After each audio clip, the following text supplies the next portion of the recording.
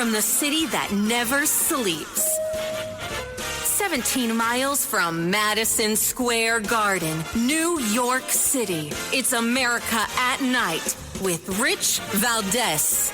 America's favorite late-night talk program, featuring interesting guests from around the world and calls from across America. And now, here is your host, Rich Valdez.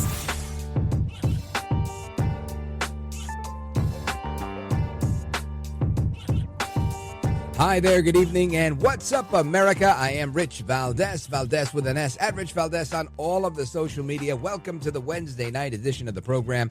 We're live, we're national. Here's the number, 833-482-5337, 833-4-Valdez. And thanks to the expert production staff that we have in the studio, my guy, Count Delacula, who got us this clip last night of Joe El Baboso Biden, the president of the United States, making a reference, right? He was responding to very, very poor jokesmanship, if I can use the word, from Tony Hinchcliffe at the Trump rally. And then he starts to talk about the only garbage I see. And if you don't recall that clip from last night that we pulled, let me refresh your memory. Or Puerto Rico, where I'm in my home state of Delaware, they're good, decent, honorable people. The only garbage I see floating out there is his supporters. His demonization of things is unconscionable, and it's un-American. Now, I played that for you last night, and I said, wow, I can't believe it. Joe Biden is calling me, you, everybody else that's supporting Trump, garbage. And this obviously is outdoing anything that Hillary Clinton ever said back in 2016 when she said, I like to put Trump supporters, in two baskets, right? The first is a basket of deplorables. Or when President Obama said, Republican voters are bitter clingers of guns and Bibles. I think that's what he said. And now you've got Joe El Baboso Biden coming up and saying that the only garbage I know is his supporters. Now, of course, the White House today, full court press, damage control saying, no, he didn't say that. That's not what you heard. You heard the wrong thing. He was talking about an apostrophe. And our statement, our official transcript had the apostrophe in the wrong place. But now with the apostrophe, it's clear we were talking about the supporters of the comic, that the comic and his supporters are garbage, not all the Americans that vote for El Trompito Donaldus Magnus, the 45th president of these United States. Well, in true Trumpian fashion, Donald Trump said, you know what, I'm firing back on this one. And he was in Wisconsin tonight where he surprised the crowd with something. Pretty cool, I think. I would say this is epic level trolling like only Trump knows how to do, right? Trump is the expert troller. He's talking to the crowd. He's talking to the reporters. And then out of nowhere, he gets into a huge white garbage truck that says Trump on it. Listen to this. 250 million people are not garbage. I can tell you who the real garbage is, but we won't say that.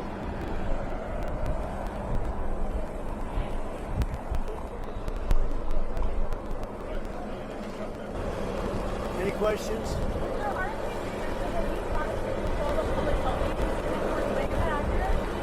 I can't. You have to speak louder.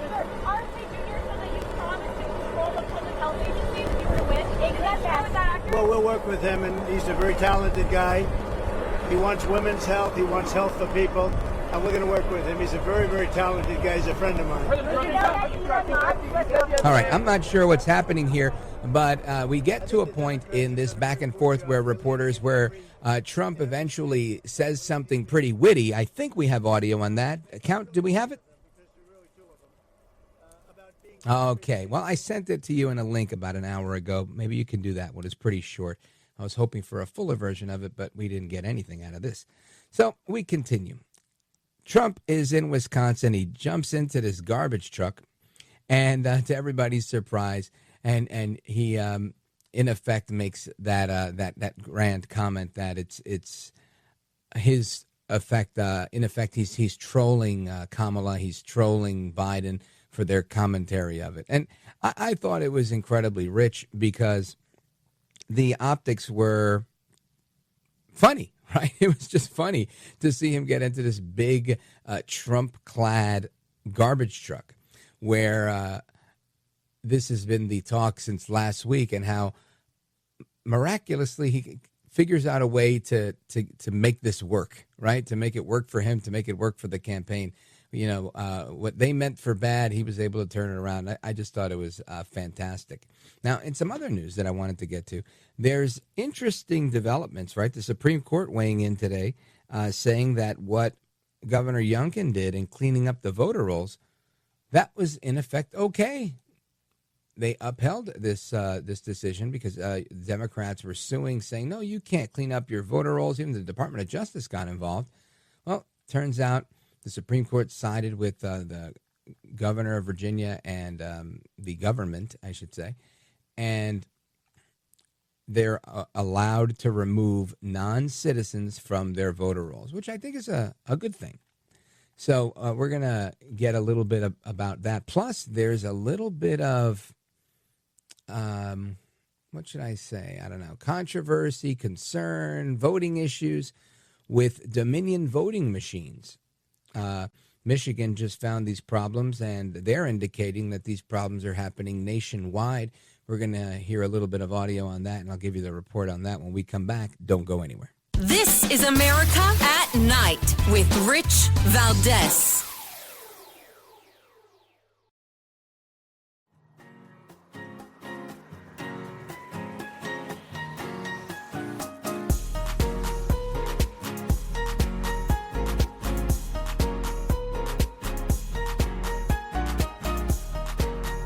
Well, thank you, Rich, and thank you for everything. I know you very well, and I listen, but I have a lot of people that listen, and they love your show, and I appreciate it very much. America at Night with Rich Valdez.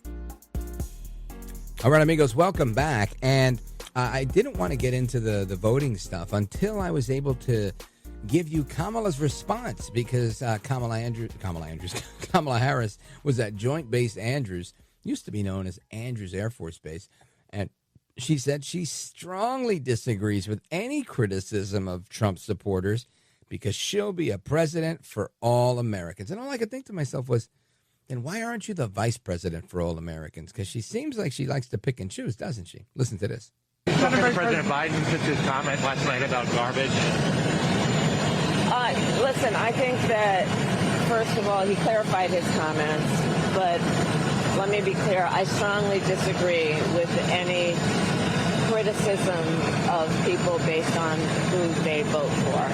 You heard my speech last night and continuously throughout my career. I believe that the work that I do is about representing all the people, whether they support me or not. And as President of the United States, I will be a president for all Americans, whether you vote for me or not. That is my responsibility, and that's the kind of work that I've done my entire career, and I take it very seriously. Have you spoken to him about his comments and his decision? He did call me last night, but this didn't come up. Kamala Harris says she'll be a president for all Americans. And I just say, try being vice president for all Americans. All right, that's really it. She doesn't seem very inclusive. I don't feel very included in anything that she does. Now, I want to get to this other stuff because this other clip that I've got is interesting. And we had a little trouble with it, but I think I have a workaround here. And the premise here is that the Secretary of State in Michigan is explaining some issues that they're experiencing with Dominion voting machines. And, you know, this was something that was an issue last time, but apparently you weren't allowed to say it was an issue, because if it was an issue, then, oh, no, you know, the answer for everything, kind of, what was that woman's name? Martha Raddatz, when she had that interview with J.D. Vance, and she said, no, it's only happening in a handful of apartment buildings that are being taken over by the violent Venezuelan gang, you know, where they're going door to door with rifles in their hands and kicking people out of their homes. She said that's only happening in a handful of places. There seems to be this view on the left that, nothing's ever that severe. We never reach the superlative of anything. And I'll preface this with just a statement from a friend of mine. My friend, the Cuban guy who came here on a jet ski on a 5-hour ride from Havana, Cuba to Key West, Florida. And he tells me today, just, 5 or 6 p.m., and he says, it was two guys that I hang out with, him and a friend of his, and they called me. They were together, and they were like, "Oh, so how was the Trump rally on Sunday?" And I was like, "Oh, it was terrific. Packed to the gills. The place was packed. There was about 7,000 or 8,000 people standing because they'd run out of seats in the arena." And he says, "Well, I mean, it's not that hard to pack out Madison Square Garden." I said, "Well, hold on a second. I've been to events at Madison Square Garden where it's not sold out." Or where they use half of it and they put a black curtain up. And he was like, "Yeah, but I mean, when you're a figure as big as Trump is, you're a big, large political figure, former president, he should be able to sell the place out." Trying to minimize the achievement, right? And I said, "But, there have been times where President Clinton has spoken there and elsewhere, and he doesn't pack out the arena. So I still think it's, in and of itself, it's a big deal. It's the most famous arena in the world. And everybody wants to play at Madison Square Garden. You got big artists like Justin Bieber, who toured the world, and so many others that when they sell out the Garden, it's like a pinnacle in their career." And he was like, "Yeah, but you know what I'm saying?" He's like, "Look, it's Manhattan. Not everybody that attends this is going to be from New York. It's, you've got Jersey. You came in from Jersey. You've got Connecticut. You've got Pennsylvania." He said, "Yeah, people coming in from 3-4 states to fill up that arena." I was like, "Yeah, but that just shows how much gravitas he has." He's like, "Yeah, but it's not like you could use it as a litmus test to say that, New York is really Trump country. You can't, because there's people coming from all over the place." And I thought to myself, there's no winning here, right? There's no winning. He's not going to give up an inch. He's not going to admit at all that, yeah, wow, that's amazing. Some politician filled up Madison Square Garden to the rafters, to, standing room only for 8,000 people. He wouldn't do it. So in the same way, you've got Kamala Harris and the rest of these people. They love to downplay just about everything. And to me, the whole thing is unfortunate, but that's what it is. So when you have this Dominion voting machine issue, you've got people that are saying, well, it's only a handful of machines. And hold on a second. Why are we minimizing every last thing? Like, let's just be fair, right? Let's talk about the issue, and then if you want to say how it is in context, we can do that too. I get it. Look, I minimize things too. I look at things in the context of the numbers. For example, when somebody calls and says, "Well, what about John Bolton and General Kelly and General McMaster and the rest of these people? We got all these administrative people that don't want to endorse Trump." And I say, who cares? I think that's appropriate and fair. I mean, there are people in this business, right? The radio business. I remember there was a broadcaster out from the West Coast, and notorious for having a great show, but equally notorious for having staff that couldn't get along with the guy because he was difficult to work with. Now, does that mean sometimes radio talent are difficult to work with? Yeah, it means that. Sometimes that happens. So you can't necessarily say the guy's show was bad. I mean, he might have been a jerk, but he had a good show. And it sold ads, and it got people, and people like listening. So, and this was a while ago. The show's not on anymore. But the point I'm making is sometimes you just got to look at things for the totality of what they are. And it seems like we can't get that from our friends on the left. So in the same way, we've got the Michigan Secretary of State who's saying, we have some voting machine problems, but the first thing that'll happen is they don't want you to have any victory lap, none at all. So right away, it's like, look, but this is not going to affect the outcome of the election. Right? This is not enough to sway the election. How do you know? Right? How do you know? Imagine getting a diagnosis of some sort of disease, and they go, "Oh, we've diagnosed you with whatever." Do they go, "Well, you only got a little bit of it," Even if they said, "You only have a little bit of it," wouldn't you be concerned with it? "Well, I want to get rid of it before I have a lot of it." That's exactly what I'm looking at. I'm saying if we have a problem with these things, let's fix them. Listen to this. So it's been noted that there's been issues with the programming of the bats, with specifically from Dominion. Why was that only caught in the past few days, and why can't it be fixed? I saw the release. Yeah, this is a nationwide issue with Dominion voter access terminals in the counties that use them. And the voter access terminals, of course, not all the machines, just the ones that are accessible, have an issue with the straight party voting and a programming issue that's, again, affected the machines nationwide. Hang on right there. All of us that use Dominion machines were... Hold on. All right, so she said this is a nationwide issue in any county that is using these machines, right? That's what she said so far. That affects anybody doing straight party voting.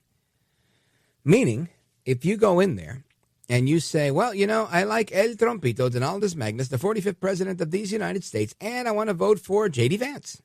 And I want to vote for whoever Trump endorsed for the United States Senate and for my local Republican for Congress and et cetera, straight down the line. Well, there's a problem. It's either not registering or it's flipping it to whatever. I don't know the extent of it, but I'll get it to in a minute. But this is a very important thing to note. But yet she mentions it like, you know, hey, Michigan, we got a problem. Well, this is a nationwide issue. Hold on. Am I supposed to feel better? Really, would you feel better if you're going, my toe hurts? And they go, yeah, apparently the infection spread. It's all through your whole body. What? I don't feel any better. I'd rather know it was kind of just in my toe. So bottom line here, they're trying to minimize this issue, and they should really just fix the issue. But let's continue. We're unhappy to learn about this during the testing period and as early voting began. So we're working with Dominion to seek accountability on that front, and also are working with our clerks to ensure voters are aware of this programming issue that will require them to ensure they are voting every section on the ballot. Do you think it's a bigger issue in Michigan because we do allow voters to cross over in ways that a lot of other states don't? Because we have straight party. It's not struck me as I've talked to my other colleagues in other states. They're just as upset about it as we are. So, yeah, or surprised, I think. Yeah. All right. Again, I don't know. Maybe, at times I can be overly critical. I really can. To me, I hear, yeah, I'm talking to my friends. They're not surprised. I'm not surprised. Listen, people were very concerned about this in the last presidential election. You have one of the two major party candidates that has never even conceded the last election. I think it's a serious problem. Right? They've made movies, they've made documentaries, they've done everything. You've got one side of the political spectrum saying, well, the Attorney General said he looked into it and there was just nothing there. And there were 1 million lawsuits and he lost every single one. Then you have the other side saying, hey, they never listened to any single one of these lawsuits. And the ones that they did actually resulted in change. You tell me. Anyway, we're going to continue that conversation a little bit with your calls and more. Plus, I want to get into a bunch of other stuff, how kids are being affected by the wokeness. Keep it locked right here. I'm Rich Valdez. Don't go anywhere.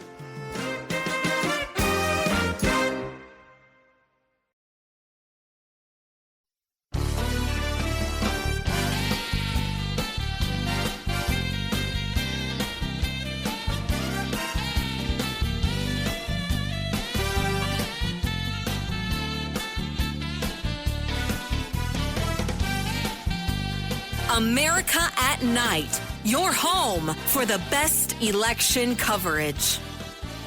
Up until about 5 minutes ago, I was just your average American mother. Then Sunny put me on YouTube and we started speaking our minds. Have you heard of the based mother? What started out as fun has turned into a mission I never saw coming. One to protect America's children from being sexualized by our school system. What would you think of a teacher that wanted to talk about this with his or her students? They should be jailed. The teachers are not responsible for teaching my great-grandchildren. Well, if you or I gave it to kids in school, parents would have us locked up. It's literally sexual abuse of children.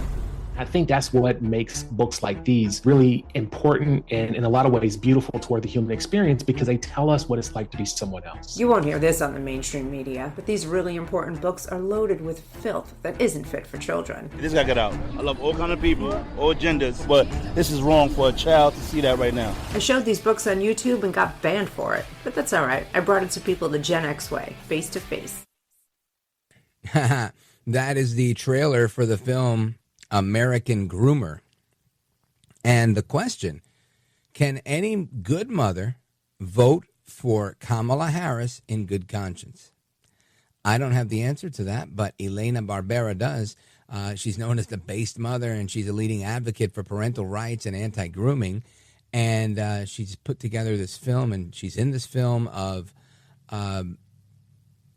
American Groomer to highlight this ongoing issue that thankfully people are pushing back on, because I think it's an incredibly unpopular idea, yet it seems to be, I guess the popularity seems to be fake, right? It's like an AstroTurf situation where they're manufacturing the support for this and trying to make it cool, but I don't think it's actually cool, but who knows? I might be a little too old school. Let's check in with our guest, Elena Barbera. Welcome.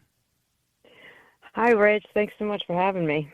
My pleasure. So how does this work for you? You're a mom, you're doing your thing, you're living your life, and then you just decide, hey, let me get into the movie business and push back? Or was it something that fell in your lap that you felt you had to do it? How's the story go? Yeah, a couple of years ago, my son asked me to sit for his YouTube channel, and we ended up doing a bunch of videos on YouTube. That was the only comfort level I had with video. I'm not a filmmaker. But I also, during that time, really started waking up to what was going on in the mainstream media, that, I would see one thing happen and then see the media report, and it was two totally different stories. So when I heard them talking about people who wanted to ban books, I was like, wait a minute, I am all about the First Amendment. I'm not for censorship, but I also don't trust these people. So let me buy these books and decide for myself. And when I did, what I found was hardcore pornography, filth. And when the people that are quote unquote banning books are trying to get them out of schools, they're being called transphobes and homophobes and bigots. And that's the smoke screen that they hide behind. But really, we're just trying to get pornography out of children's hands. So now, when you were I had to make the film. Yeah, and how did you come about this stuff? Was your kid coming home complaining about the stuff he was reading? Were you checking about like what he was taking a look at, what the books were like? How did you stumble across all that? I honestly, at that point, my son was already about 17. So I have a problem with picking on kids and bullying kids into things that aren't good for them. And that's just a personality thing that I have. And so when I saw that they were lying about this, and I started to look into it, I started to discuss it with a few people. I sat down last summer at a Sunday dinner with my extended family and started telling them, and almost everyone at the table didn't even believe me. People just do not believe. And some of them would say, and I hear this all the time, well, that may be happening, but it's not happening in my district. Oh, that only happens in crazy blue cities. So I made the film because I needed to have a concise message to hit people over the head with, frankly. And I think it does that because nobody wants to believe it's happening. And then when they see it, they're in shock and they're angry. And that's exactly what I want to happen, because you cannot vote for Kamala Harris. This is the party that is promoting this. They are in bed with the American Library Association and Planned Parenthood and the teachers' unions. And that's who's behind this. It's hard to imagine that our children are being groomed, but they are. Elena Barbera, why do you think that the left within the American Library Association, the left within the teachers' union, the left within our government, and the left within our media are all kind of working hand in glove to bring about this information and create this change in our children? I feel like when I talk, sometimes I sound like a crazy person, because what I'm about to say will be shocking for somebody that isn't in this all day long. But The biggest reason is to normalize pedophilia. Well, let's walk us through it, because I think a lot of people, like you said, are probably shocked at that and thinking, what does pedophilia have to do with any of this? Well, I mean, so when grooming a child for sexual abuse, it starts with non-contact sexual abuse. That's really what grooming is. I mean, it's the little things like having a secret with a kid, telling them a dirty joke, giving them special attention. But it's also back in the days, like when I was a kid, they always said it was, if grown-ups show you like a Playboy magazine, don't look at that. That was how they were grooming back then. Right, that's the next step, right? So you build a little trust, and hey, look at this dirty magazine, and then it's a dirty joke, and then it leads to contact sexual abuse where they're touching you and being touched, and it's just the first steps of sexual abuse. We know this. We have decades of science that prove that this does irreparable damage to children, their minds, their bodies, their emotional state. And yet here we are doing it to our kids in school. We have all the Epstein Island list that has not come out yet. Why not? Because is everybody in power on it? I mean, or too many powerful people are on it? But if we normalize this and we make it where it is just par for the course to have sex with young people and children, then when that list comes out, it doesn't seem so bad. And that's, I think, this part of the thinking in normalizing the pedophilia. I'm also a Christian, and I'm pretty sure that this is just a spiritual battle of good versus evil. Also things that sound a little crazy coming out of my mouth because I was asleep to all of this for so many years. Elaine, I think a lot of people are asleep to this. This is not something people wake up in the morning and go, they're trying to groom kids for pedophilia. But it doesn't mean it's any less real or any less dangerous. I'm going to pause right here so we can take a quick break and come back. Folks, we're on with Elena Barbera, the Based Mother. You can check her out on Twitter at the Based Mother. And, of course, her film, she's got a film called American Groomer. Check out the website for that, AmericanGroomerFilm.com. We're coming right back to continue the convo. Don't go anywhere. This is America at Night with Rich Valdez. Call now, 833-4VALDEZ. That's 833-482-5337. 833-4VALDEZ. That's Valdez with an S.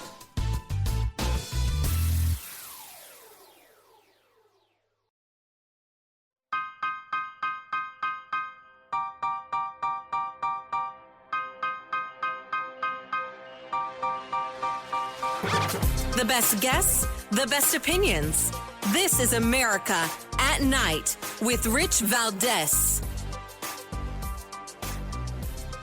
All right, America, welcome back, familia. We continue our discussion, amigos, with our guest. She's known as the Based Mother, and Elena Barbera made a film called American Groomer. Check out the film at AmericanGroomerFilm.com. And I want to go to a quick clip from author Marquette Davon Burton. You see LGBTQ flags, flying next to the American flag, which is an abomination. You see it in classrooms. They actually teach children this curriculum. And why do they have to do that? They're not producers. They're recruiters. You and I, we can produce kids. Forward our values and our DNA. They're recruiters. Because they can't They can't have kids. Yeah, they got to recruit kids. Oh. They go adopt them, brainwash them. They go into the schools as teachers, brainwash them. And that's why a kid grows up and they think this stuff makes sense. Why do they? Because we believe all the stories we hear, especially when we're young. For example, when you were young, you learned 1 + 1 = 2. Could I ever convince you that's not true? Yeah, you can't. I cannot. You learn that as a definition. Similarly, if I taught you when you were a child, at the same time I taught you 1 + 1 = 2, I taught you that you can have two mommies. Or you could have a daddy who dresses as a woman. And, you know, like if I teach you those things early on, I implant it in your mind, it's going to be nearly impossible to get it out.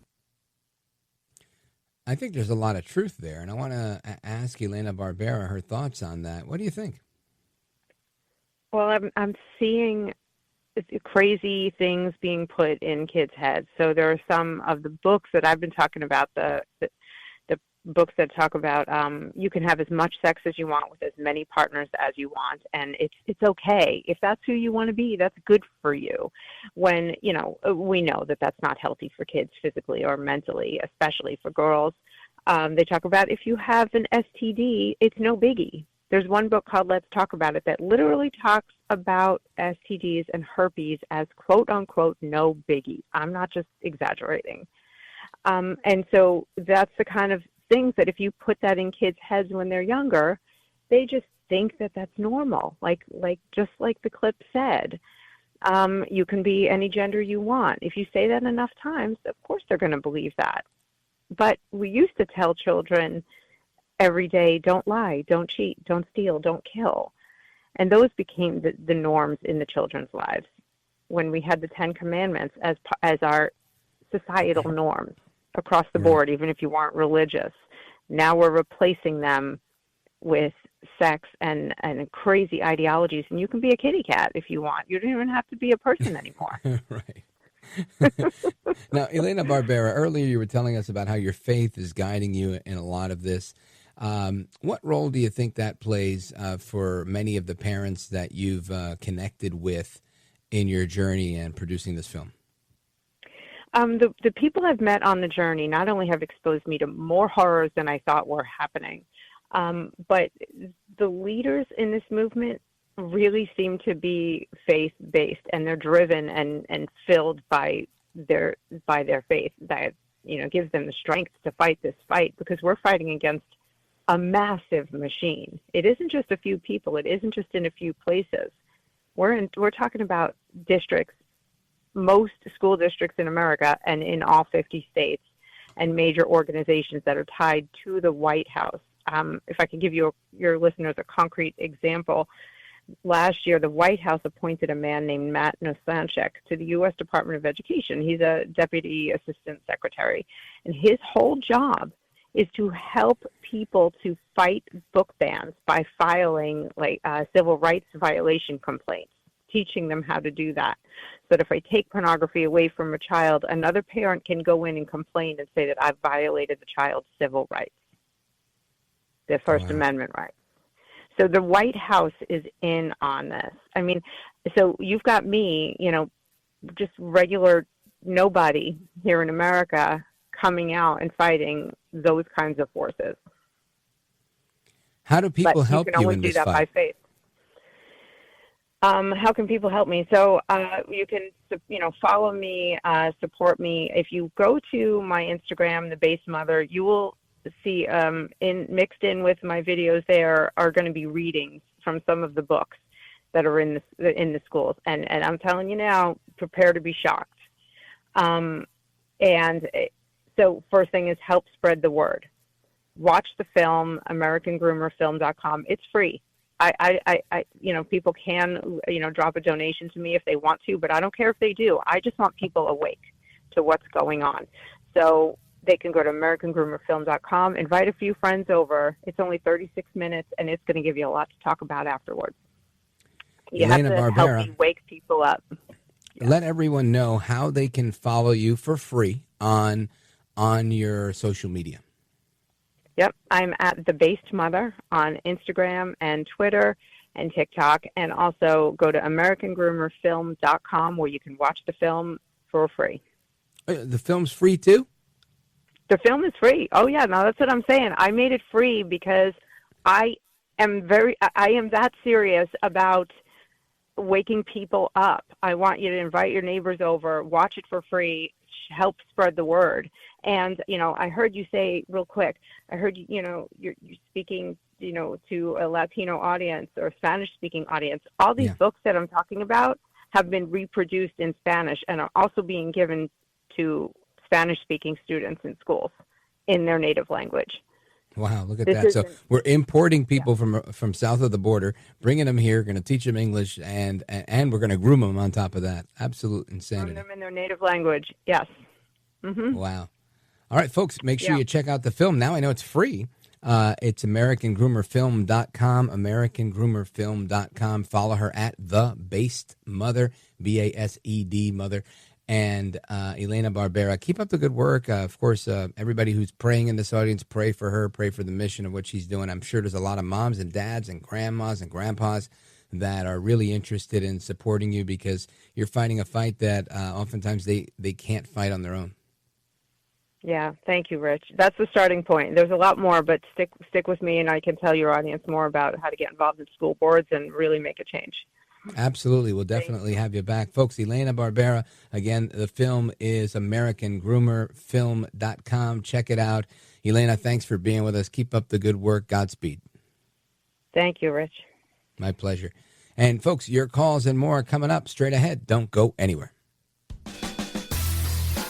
This is America at Night with Rich Valdez. Call now, 833-4VALDEZ. That's 833-482-5337. 833-4VALDEZ.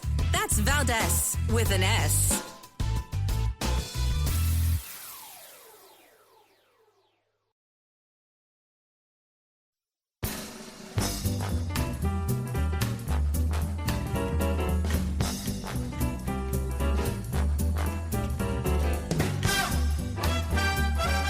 Mr. Call Screener, who is a budding radio star, by the way. Richie Valdez is terrific. This is America at Night with Rich Valdez. All right, amigos, welcome back. I want to go to the phones to get your reaction to everything we've been talking about tonight. And I want to go to Antonio, Anaheim, California, KROQ. Go for it. Hi, thanks for taking my call. Yes, hey, sir. do you remember when Obama beat Romney? Do you remember what Trump had to say about that election? Not sure what you're talking about, so lay it out. He said it was rigged and stolen. Do you remember when Trump lost to Ted Cruz in the 2015 Iowa caucus? We're going to run out of time, so if you have something you want to say, I'd say just make your point. He said it was rigged and stolen. Do you remember what Trump was saying leading up to his victory over Hillary Clinton? I'm going to hang up if you keep playing this game. Just make your point. Do you see a pattern here? I see a pattern of you wasting my time. Make your point, sir. Are you thick? All Trump says is elections are rigged and stolen until he wins them. So don't vote for him. Why do you believe that clown? Are you stupid? Let's see.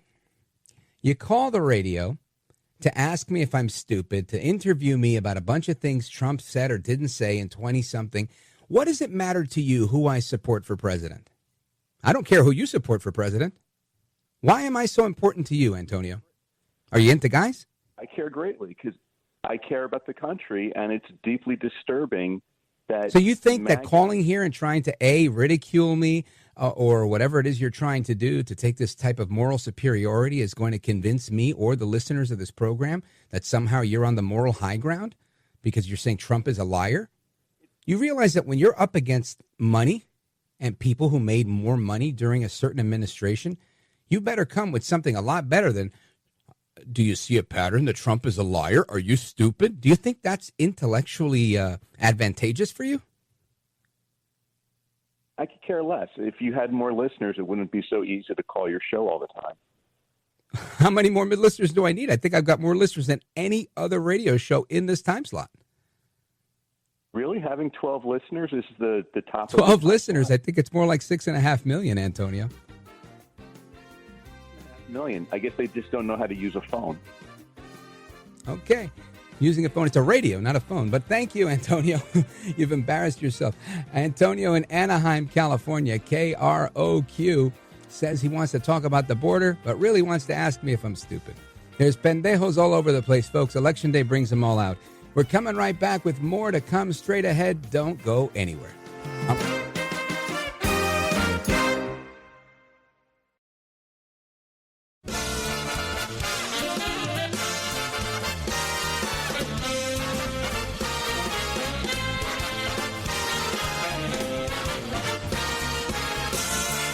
Live from the city that never sleeps. 17 miles from Madison Square Garden, New York City. It's America at Night with Rich Valdez, America's favorite late-night talk program, featuring interesting guests from around the world and calls from across America. And now, here is your host, Rich Valdez.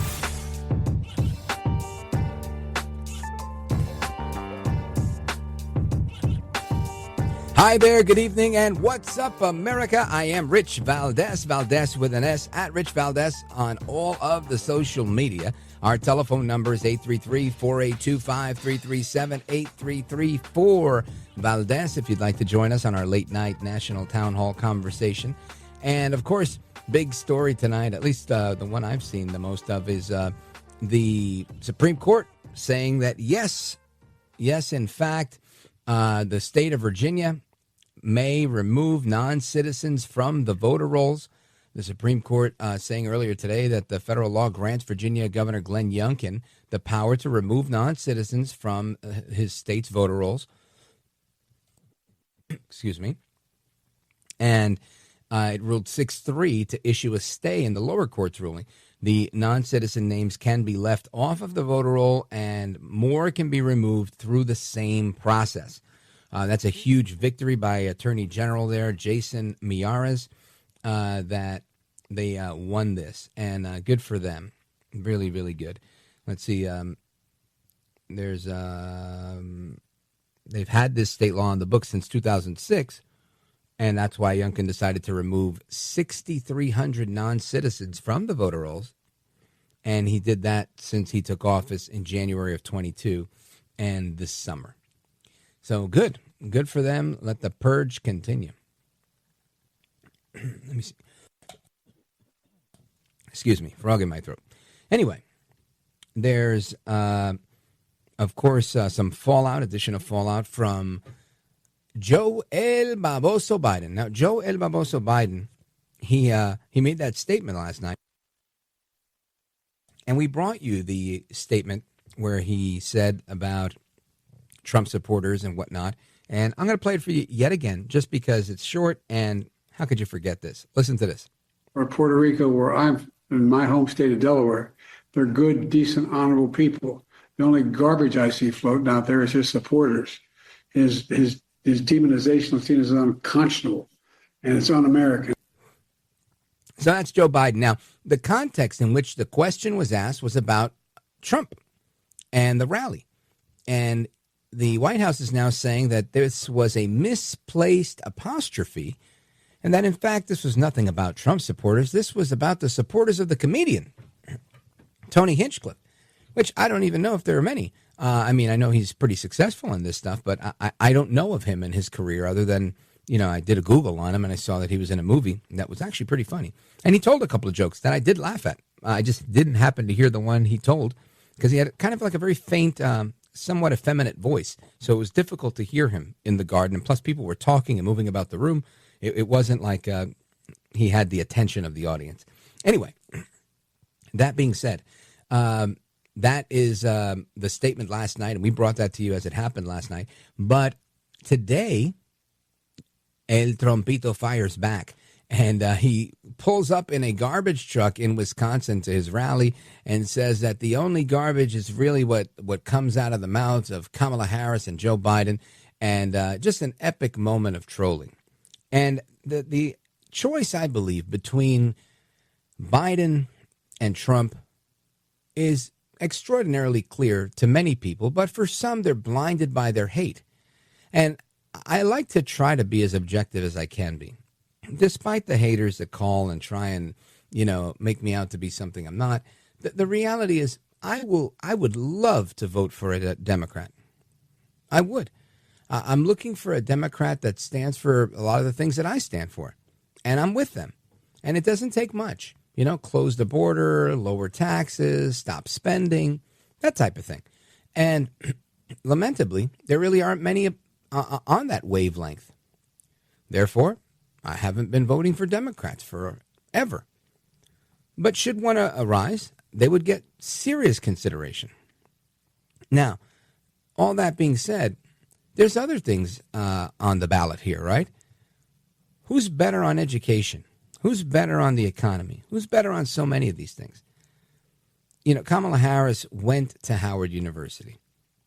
She is an alumnus.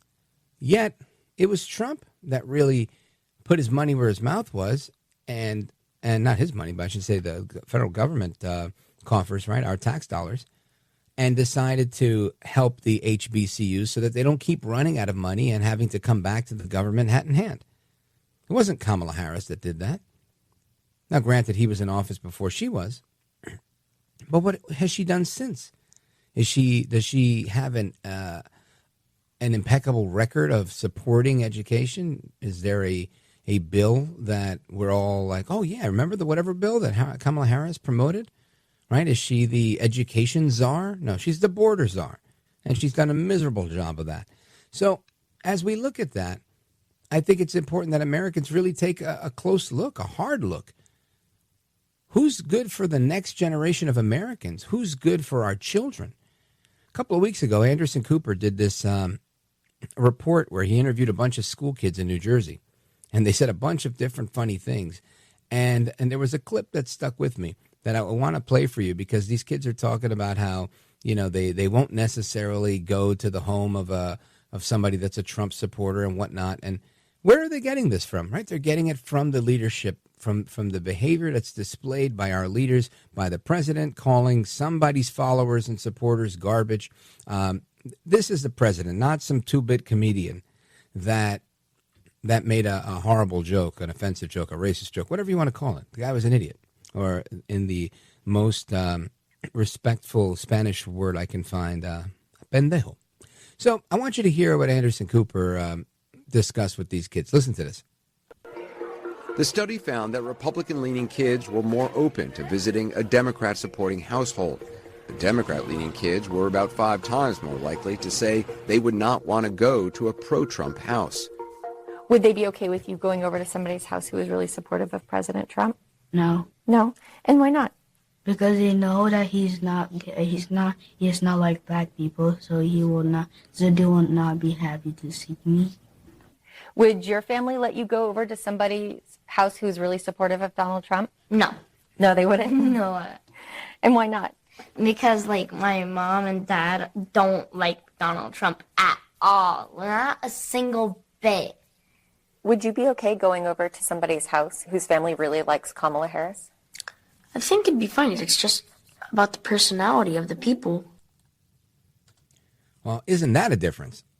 So we see clearly that one side is a lot more open to peace and discussion. And you could see it with the callers, right? When callers call me, I don't want to fight with them necessarily, but they always want to fight with me. So that's just how it is. And we have to look at how the policies that are coming from the top down are going to affect the next generation of Americans, our children. And to have that discussion, I want to speak with Ryan Walters. He is the state superintendent of the state of Oklahoma. He's a former teacher. He's also a former secretary of education in the state of Oklahoma. Ryan Walters, welcome back, sir. Thank you for having me on tonight. I really appreciate it. My pleasure. So what's your thoughts on Harris and Walz getting a free pass on their anti-parent agenda? Look, I think it's just absolutely crazy to see how the media, who think about how obsessed they've been with education in years past and just talking about it constantly. We got to have more money for education. Let's talk about every topic. Notice how it's gone away in this election cycle. And I'm going to tell you why you had no question about education in any of the debates, why you haven't seen any of the mainstream media focusing on it, because Donald Trump has won the education debate. He went all in on parents, went all in on school choice, went all in on accountability for school districts, went all in on a pro-America curriculum that our kids could understand American values. The left has so lost the debate that, I mean, literally you've got a card-carrying member of the teachers union as the VP candidate for Kamala Harris, and they don't want to talk about education because Republicans have finally started playing offense on the issue, fighting for parents. It is an issue where Republicans are crushing Democrats on it, and that's why they don't want to talk about education right now. Yeah, I agree with that. And obviously, they don't have a record to stand on with education, with the economy, with foreign affairs. I mean, a lot of things they're suffering on. But this one, I think, is of in particular importance because this is the one that affects the people that can't vote, right? Our children. And ultimately, I think so many people, they vote their pocketbook, they're voting for themselves. But a lot of us are voting for our kids to leave them a better America than we had. And I feel like that is not something that people see right now in Harris and Walz. But let's talk about why. Do you think it's teachers' unions? Do you think it's philosophical differences, ideological concerns? Why aren't they focused on helping kids? Yeah, look, I think it's all of the above. I think that what you see from the Democrat Party is they're radical Marxist. They believe in indoctrinating kids, turning kids against, first of all, this country.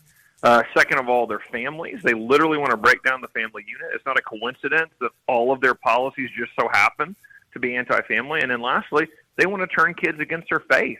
That's why you've seen so much anti-Christian policies out of this administration, anti-Semitic policies out of this administration, because, again, that is out of the Marxist playbook. And the teachers' unions, they move in just lockstep with all those policies, and they push them at the ground floor. We deal with them here in Oklahoma. We deal with them in every state in the country. And then let me give you one example, Rich, of how their ideology completely blinds them. Here in Oklahoma, we just sent a bill to Kamala Harris. We crunched the numbers. It costs us $474 million to educate the illegal immigrants that she has allowed to pour across the border into the state of Oklahoma. Now, you would think our teachers' unions would go, $470 million that we're spending on illegal immigration that's stretching classroom sizes, the resources in our schools. You think they would be concerned about it. Rich, they could care less because they're more concerned with ideology, and they want an overrun border. They want radical Marxist policies. But that's just one example to show you, hey, it is ideology, money, and power for the teachers' unions and the left when it comes to education. Folks, we are on with Secretary of Education, Superintendent of Education, former Secretary for the state of Oklahoma, Ryan Walters, a former teacher himself.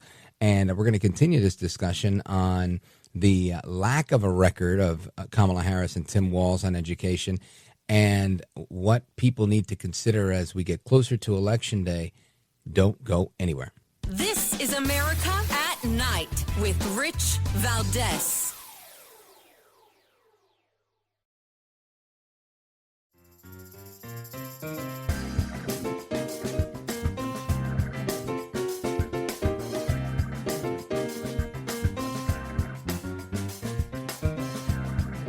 I want to listen to you, Rich, all the time. America at Night with Rich Valdez. What's the first word that pops into your head when you hear the name Kamala Harris? Liar. It'd be good for us to have a black woman as president for the first time in history. Yeah. But my vote's kind of still on Trump. That is from that same CNN interview of two different children. And again, does this come from the parents? Of course. The parents are, I think, every child's first teacher. But it also comes from the teachers. It comes from the media. It comes from all the different things that we consume. And that can be both good and bad for kids, right? So I think you have to be very careful about that. But my belief, you have to give kids the truth and let them come up with some ideas on their own. At least that's how I did it with my kids. And so far, I feel like they're picking the right choice. But I want to continue with this because our guest is somebody that knows exactly what's going on. Ryan Walters was the Secretary of Education in the state of Oklahoma. He's now superintendent of schools for the state of Oklahoma, and he knows a thing or two about going after teachers for being too woke. And I think that's important because this is an ongoing issue that we had. We talked about that in the last hour with all of the pornographic material that's in these books that are somehow miraculously making their way into classrooms and libraries. So, Ryan Walters, welcome back. What are your thoughts on going after teachers and eliminating the wokeness and the politics from the classroom? Hey, look, we absolutely have to do this. And look, President Trump has laid out the groundwork for what we should be doing in our classrooms. He rolled out, if you guys remember, if your audience remembers, the 1776 commission that he issued in his last year in the White House was awesome. It's awesome. We have been rewriting our history standards to align very closely with that. I mean, it was, hey, kids have to understand American values. Kids need to understand what made America great. Well, what we've seen in our schools is the opposite. You got teachers teaching kids to hate their country, teaching kids that the country's inherently racist, pushing transgender ideology. And let me tell you, we were one of the first states to pass bans on critical race theory, pushing transgender ideology. But let me tell you, Rich, it's just as important. You got to pass the law, but you got to enforce it. And I hear from so many states that, hey, it still happens. Let me tell you, the left doesn't just stop. And so we have taken teaching certificates from teachers who go, yeah, we're going to do it anyway. And we go, well, then you're not going to teach. Find some other job. We're not going to allow you in the classroom with kids pushing critical race theory. And Rich, you got to go a step further too. If a district wants to push it, if a district is trying to train teachers in critical race theory or push transgenderism as a district policy, we hold the district accountable. We told them we will ding your accreditation, and if you don't stop, we'll take your accreditation away, and you will cease to be a school, because we're not going to tolerate an entire district pushing this nonsense on our kids. And that is exactly what every red state should be doing, is saying, leftists, we will hold you accountable for breaking that sacred trust with parents that you're going to actually educate their kids, not indoctrinate their kids. And so we run those teachers out of the classroom, and we hold those districts accountable as well. I'm a big fan of accountability and doing the right thing by kids. But what do you say to your critics that are saying that you, the government, are now intervening in their ability to teach, and that this is in effect the heavy hand of government pushing its own political agenda? Yeah, I would say that's absolutely ridiculous.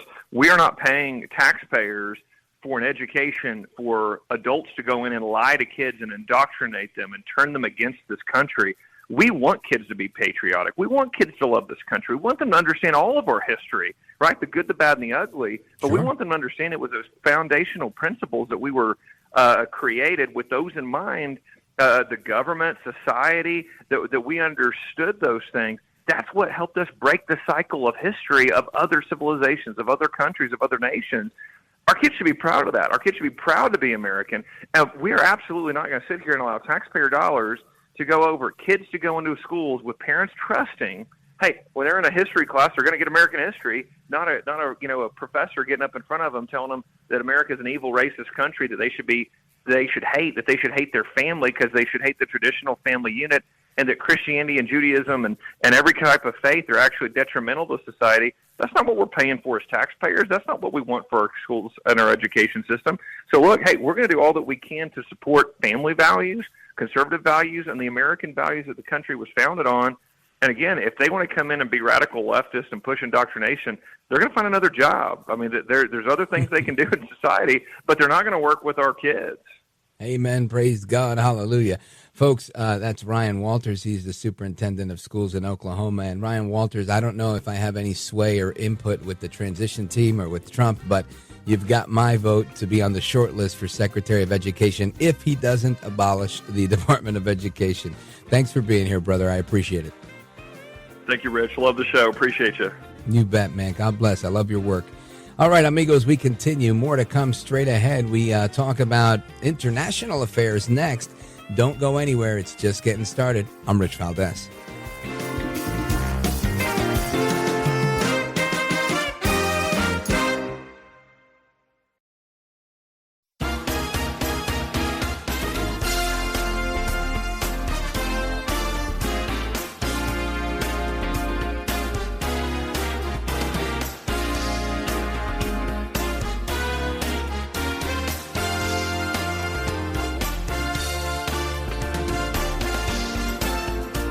America at Night, your home for the best election coverage.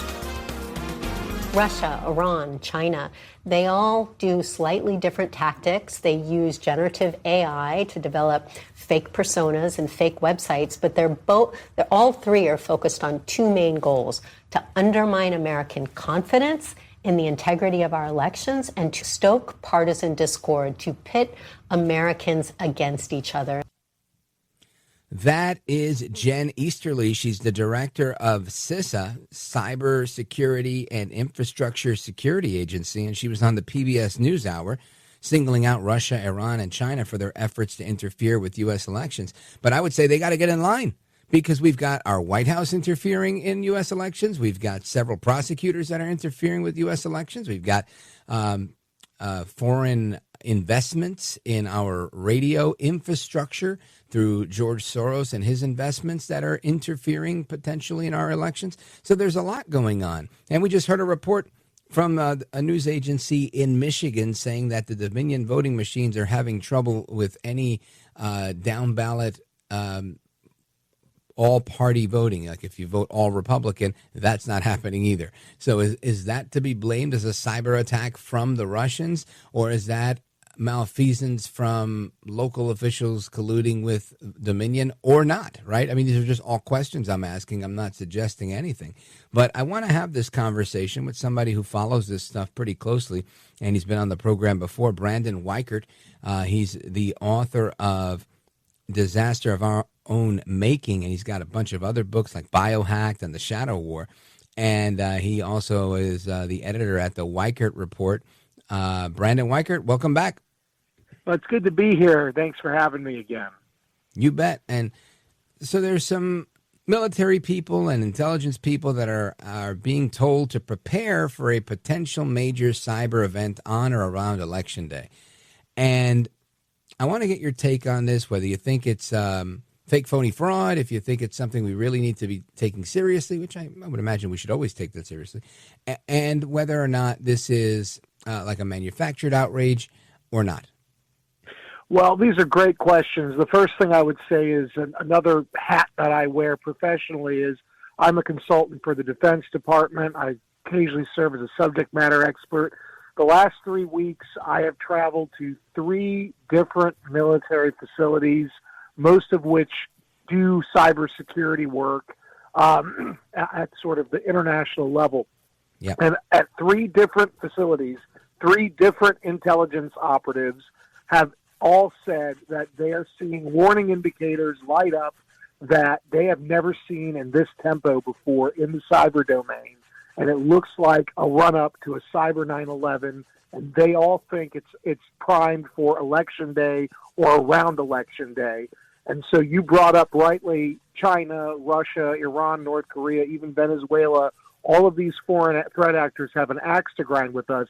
But I also would like to point out the possibility of an insider threat. We know there are elements of the intelligence community that are absolutely opposed to Donald Trump's return to the presidency. They have spent the last 8 years undermining his first term, trying to get him impeached, coming up with these, letters saying that the Hunter Biden laptop was all fake news, and of course it wasn't. And so there is a toolkit the CIA developed years ago called Marble, and CIA can use it to attack enemies in cyberspace, but they can mask the fact that it's them. They can make it look like it's another country. So my concern is not just these foreign threat actors, but the possibility this is someone rogue element in our own agencies trying to undermine and stop what is an obvious Trump run to victory right now in the election. Now, this is interesting and something that I've heard for quite a while. And I've heard it from people that I typically discredit, people that follow a chat board called QAnon. And I get these texts and emails all the time telling me, I tell them, I'll bet you $1,000. And they're telling me, I'll take your bet. They never really take the bet. But they tell me that we are guaranteed to not have an election day because of a cyber attack. My response is typically, we've been at war with ourselves in the Civil War and had election day. We've been through a pandemic. We've been through everything, and we've never canceled election day. Now, I write it off as craziness, but there is a potential for a cyber attack that could put things down, postpone, delay. Talk to me about the impact of what a cyber attack on Election Day would actually look like, because I would hate to see that happen, A, because of America's welfare, and B, I don't want the QAnon guys to be right. Right. Well, first of all, I'm not parroting anything that Q says. I just want to make that clear. I'm not even saying I'm not saying that we're not going to have election day. What I'm saying is, in the run up and probably during and probably a little bit after, there's going to be a lot of shenanigans going on, and one of these shenanigans is going to be a cyber 9/11. And so what it's going to look like is, if it's isolated, it'll be targeting the electronic voting machines themselves, slow down the count, slow down the ability to actually have voting take place on those machines, just complicate life. But what these three intelligence people that I spoke with, they all pointed not to the voting machines. What they pointed out was sustained and systemic attack across the infrastructure related to the electric grid and the water treatment systems in the United States. Those are the two areas where they're seeing the highest amount of intrusions. If you knock out electricity and you knock out the water, you're going to probably delay, at the very least, the ability to count those votes that are collected on Election Day. And if it happens on Election Day, you're probably going to prevent a lot of people from coming in to go to the actual polling stations, because they're going to be more worried about, can they get money out of the ATM? How do they how do they make phone calls? How do they do the basic things you and I take for granted? And so the goal here, there will be an election, there's no doubt. But the goal here is just to complicate it and make life as miserable as possible. And then, by the way, in the meantime, Joe Biden and Kamala Harris, no matter who wins, they have until January 20th, 2025, where they're still in charge. So there's a lot of things they could do in response to a potential cyber 9/11 that might not be something that Trump would want to do if he were the president, but they're going to lock him in. So there's a series of things. But I just want to make it clear, though, this is not a QAnon thing. I have nothing to do. I don't follow. No, and I'm not saying you do. Yeah. I'm just saying that's exactly what I've heard from them and have written them off for, 18 months. Yeah, they've been saying 18 months. They're telling me people with Q-level clearance in the intelligence community are saying there's going to be a cyber attack on Election Day. Yeah, well, but that is, now this is from three people that I know. But I do believe there will be an election. I just think they're going to try to stymie whoever it is. Right. And again, it might very well be China. We just saw the largest Chinese military exercise around Taiwan. And part of that exercise that's not being widely reported is Taiwan endured the worst set of cyber attacks in their history. And so that's all a run-up to an invasion. And so absolutely China would look to target us here when they think we're most vulnerable and use that as a strategic opportunity to exploit in their neck of the woods against Taiwan. Right, to soften the target. Brandon, Michael, stick with me. I want to talk about that a little more and what these cyber attacks look like over there versus what they might look like over here. And a couple of more questions I have for you, because this is a very fascinating topic, which I think we need to have a lot of conversation about. Folks, we're on with Brandon J. Weichert. He's the author of Disaster of Our Own Making, Biohacked, and the Shadow War, DoD contractor. We're coming right back. Don't go anywhere. This is America at Night with Rich Valdez. Call now, 833-4-VALDEZ. That's 833-482-5337. 833-4-VALDEZ. That's Valdez with an S.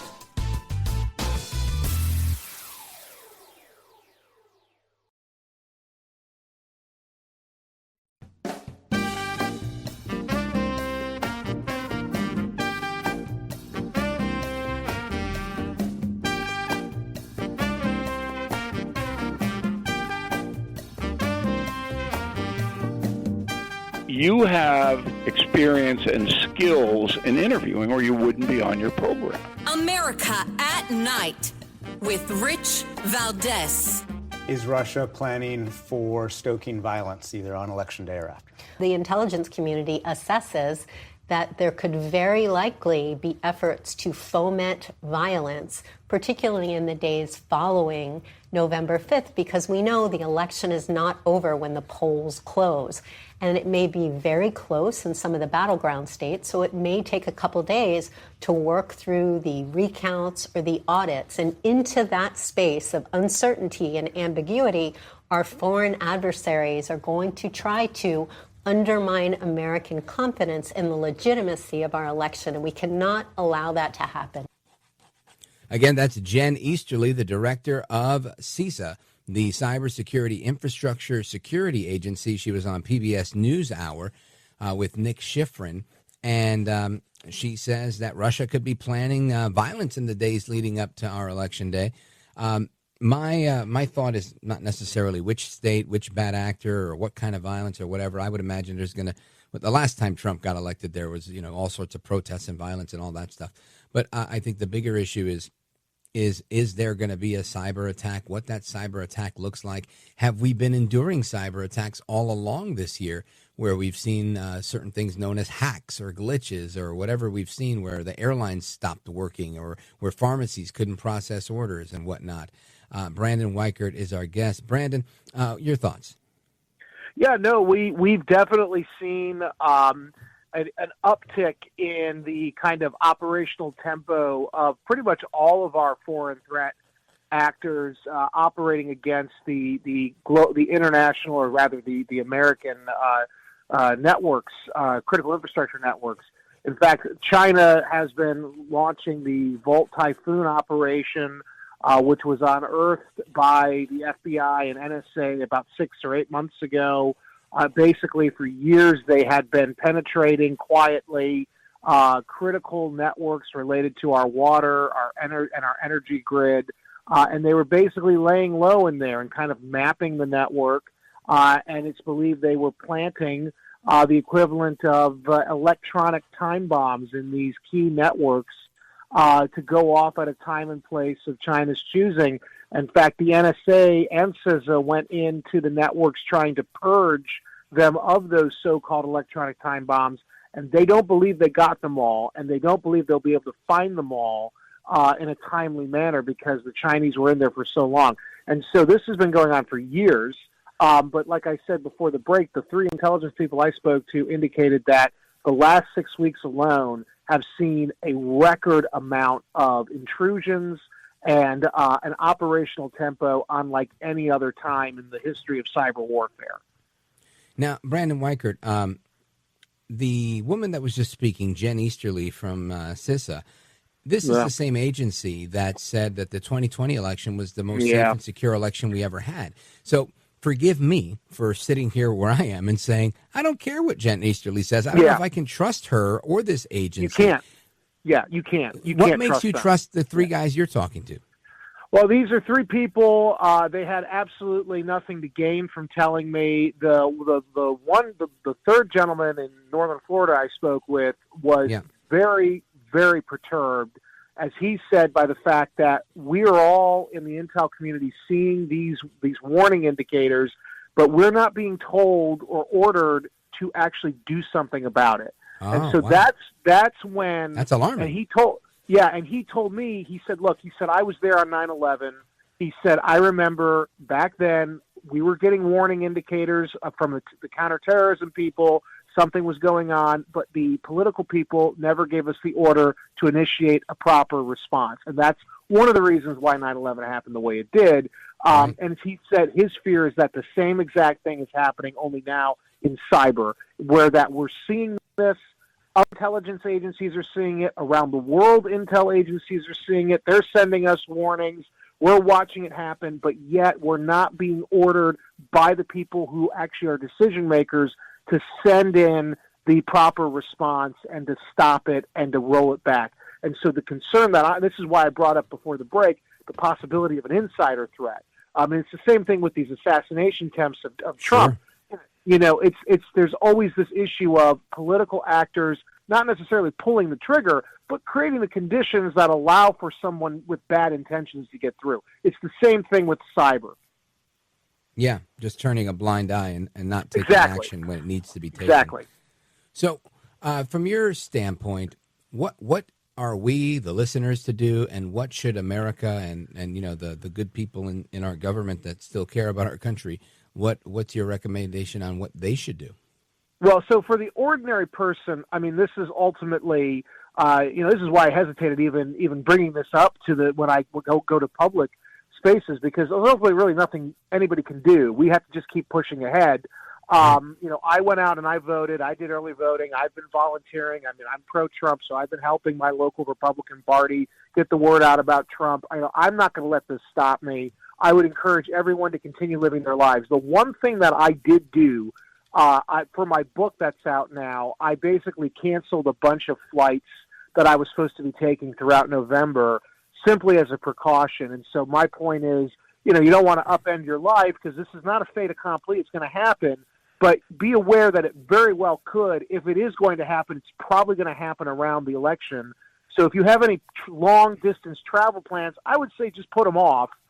Stay close to home. Maybe stock up on some food and water. I live in Florida, so automatically because of hurricanes, I stock up on food and water every year, basically. Yeah. But ultimately, you just keep your family close, but don't live in fear. But just be aware that you're going to be seeing a lot of crazy things probably on and around Election Day. You just got to be strong because the whole goal is to disrupt your life and to make you fearful and to make you basically more compliant with whatever the agenda is. In this case, stopping Trump is their agenda. Yeah. And I think you're 100% right. Be careful, but don't be scared.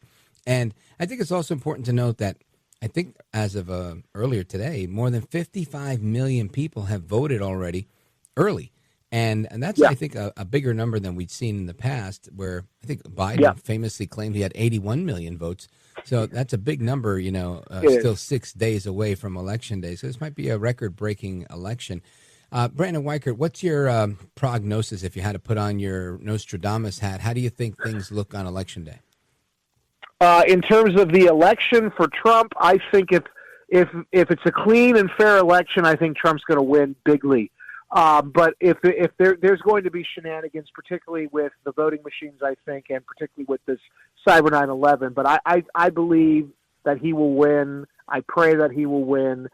This is a make or break election. I know they say that about every election, but this is really a make or break election. So I agree. Which is why the stakes are so high. This is why Cyber 9/11 is a real prospect, because they know this is the end for them. Now, Brandon, let everybody know how they get a copy of the book and how they could follow you. Well, you can get my book anywhere it's sold, anywhere books are sold. I would say just go to Amazon. It tends to be the easiest way. You can follow me on Twitter, Getter, and Truth Social under the same name, @WeTheBrandon. Outstanding. Follow him at WeTheBrandon and get a copy of the book. Again, let me see the book. Have it right here. Disaster of Our Own Making, How the West Lost Ukraine. Definitely get a copy for yourself, one to give away. Christmas is coming. Brandon Weichert, I appreciate you, brother. Thanks for being here. Thank you, Rich. Talk to you later. You bet. God bless. And we continue. Open Phones Across America is coming up at the top of the next hour. I'll be right back. This is America at Night with Rich Valdez.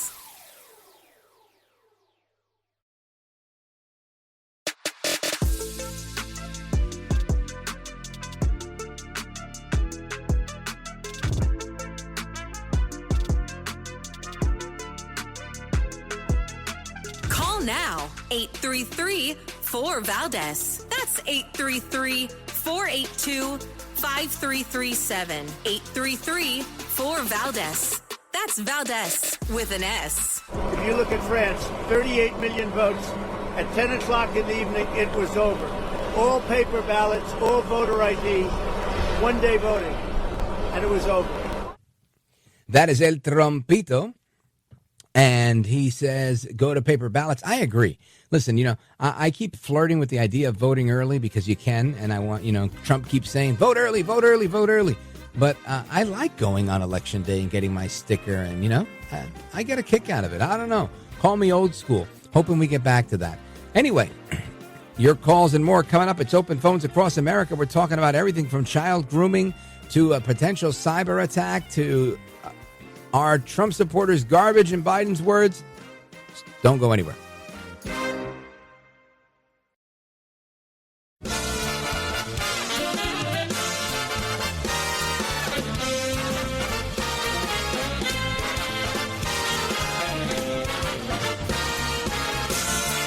Live from the city that never sleeps. 17 miles from Madison Square Garden, New York City. It's America at Night with Rich Valdez, America's favorite late night talk program, featuring interesting guests from around the world and calls from across America. And now, here is your host, Rich Valdez.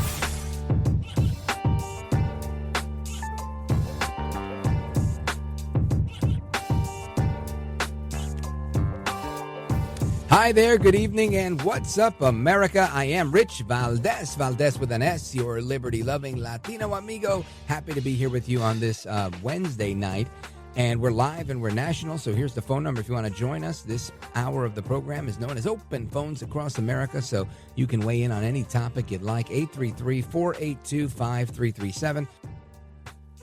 833-4-VALDEZ is the phone number, and I do identify by my pronouns, which are él and macho. You might know me better as a deplorable, bitter clinger of Bibles and guns, garbage person. That's me. And I'm hoping that El Trompito wins this election in 6 more days, 5 days tomorrow.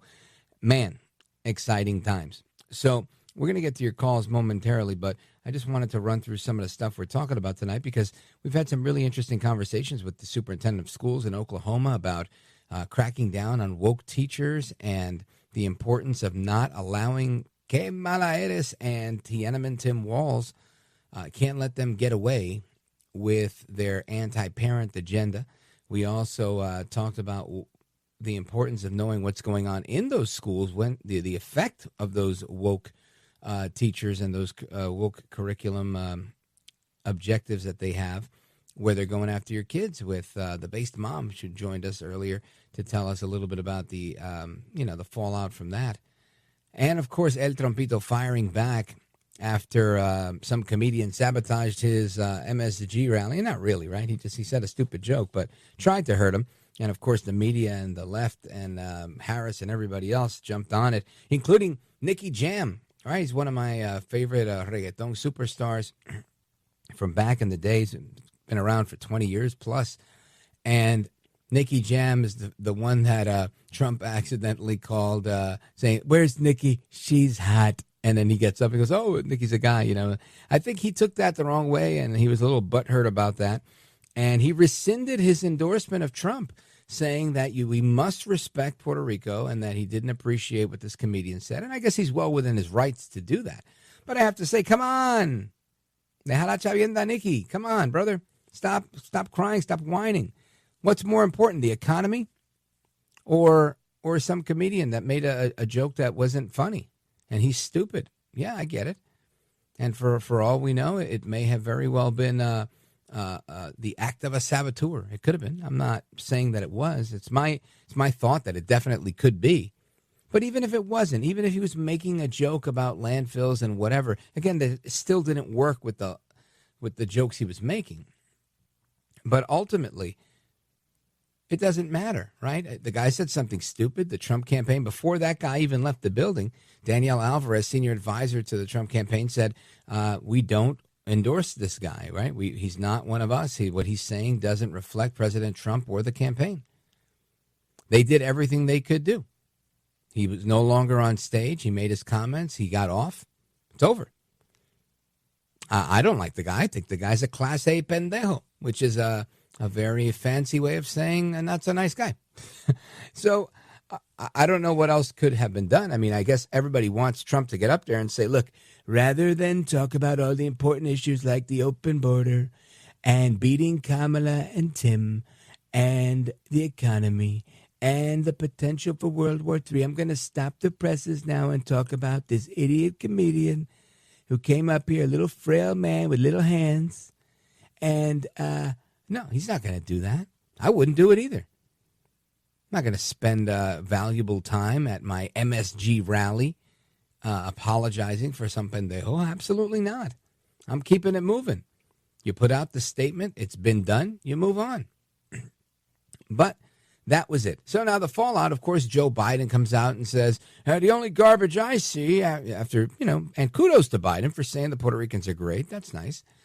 But kudos to Trump for his follow-up after Biden calls his supporters garbage. Trump basically says, look, you can't lead this country. You, Kamala, or anybody else, you can't lead this country if you don't love its people.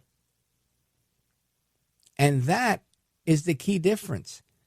You see, Donald Trump, people say he's a narcissist, that he is a tax cheat, that he is a womanizer. There's so many things they say he is. But I can tell you, I grew up in Brooklyn. And he had his father, the Trump Village, right? That's in Brooklyn. They're from Queens. Then he moved over into Manhattan. Bought the Chrysler Building, Trump Tower, the Trump International Hotel, Trump Plaza. I mean, you name it. He was rebuilding the Trump on Wall Street. I forget what the name of that building is. There's a lot, right? I mean, a lot that Trump has done in the city, coming to the rescue for a lot of people many different times. When I was a kid, you even heard on a very emotional testimony from Mr. Rem from Queens about Fred Trump, his dad, paying off his tuition because he was a school board member at the private school they went to. Trump has this history, right? He's a white guy who they say is a racist, who was awarded the NAACP award. That's the National Association for the Advancement of Colored People. He was awarded the award by Rosa Parks, the black woman that became famous in history for not moving to the back of the bus. For years, he's been the subject of so many rap songs, and everybody wanted him in their videos. People wanted him in his movies. Everybody was talking about, I want to be rich like Trump. So, bottom line here is, the guy went from a famous entrepreneur, a beloved entrepreneur, popular TV show, had a lot of success. And he had some, I guess we'll call them some failures, right? The American football, I think it was called. It was like a competing league to the NFL. That didn't work out. There was, other things that collaborations he did where he leased his name and people ran certain businesses into the ground. And, same thing. These things affected him.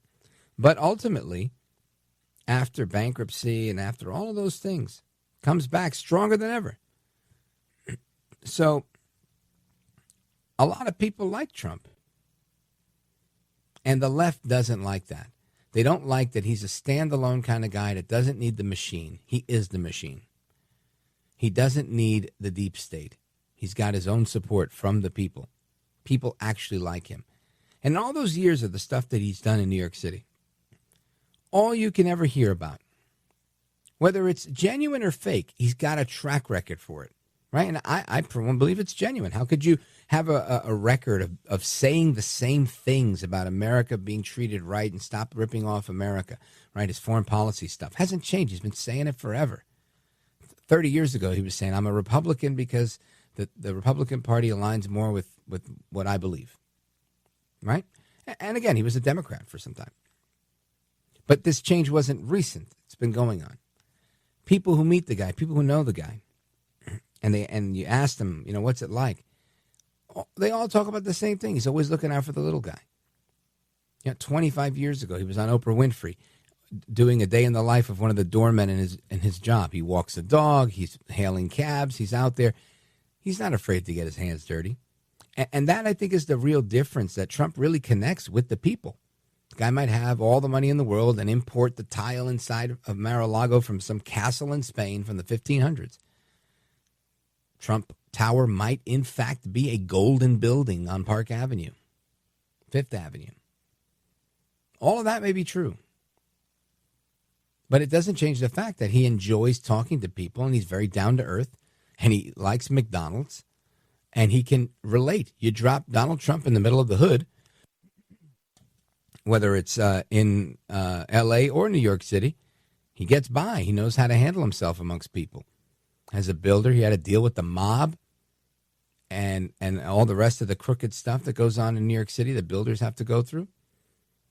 So I think, this is a guy that understands the game and plays the game by the rules that he was given. I'm not saying he's a saint. I'm saying that he's the best man for this job. And that's important. And he understands and gets along, and I think has a genuine interest in the little guy. I think he realizes that just because he's got a good lot in life, that doesn't mean that that the other people don't matter, is what I'm saying.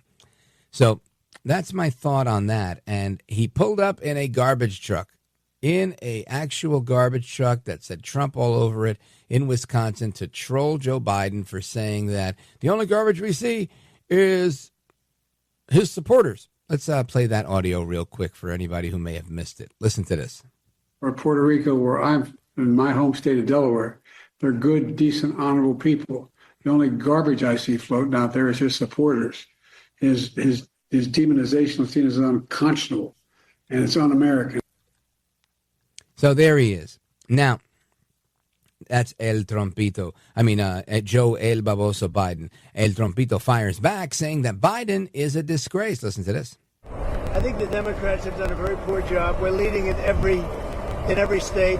We're leading big, and I think that the comment made by really both of them, because there are really two of them, about being garbage, maybe 250 million people, they shouldn't be talking. That's like deplorable for Hillary. This is the deplorable for Hillary. And I think this is worse, actually. For Joe Biden to make that statement, it's really a disgrace. So there you have it. Of course, Kamala Harris weighing in, saying that Trump was exaggerating what Biden said, that he wasn't, in fact, talking about Trump supporters. He was only talking about the comedian supporters that were garbage. I don't know if I buy it. They started talking about a misplaced apostrophe. No lie. That was all over the news this morning. So I honestly can't say that I think I believe that. I don't. But either way, this is where they're at. You've got the president of the United States backtracking over, calling some group of people garbage because some comedian at a political rally called an island garbage, an island that subsequently my family is from and does have a garbage problem. Now, I'm not trying to justify the joke. I think I understand where the joke came from. I still stand by what I said. I think the guy's a pendejo. I think that he might have been trying to help the Harris campaign because they were making moves with an endorsement from a big Puerto Rican music artist that same day and visiting the most Puerto Rican part of America outside of Orlando, Florida, and Puerto Rico itself and the Bronx, Allentown, Pennsylvania. And if you don't know, now you know. Allentown, Pennsylvania, I think is the fourth most Puerto Ricans in all of America. So to me, it seemed very well timed for the Harris campaign for this to happen. I don't think they have that good luck that the comedian's going to bomb a joke that didn't even make sense in his set, right? But all that being said, there's more that we're going to talk about. We're going to talk about the potential for a cyber threat, cyber security, a cyber hack, a cyber attack on Election Day, and so much more. Keep it locked right here. Your call is coming up right now. This is America at Night with Rich Valdez. Call now, 833-4VALDEZ. That's 833-482-5337. 833-4VALDEZ. That's Valdez with an S.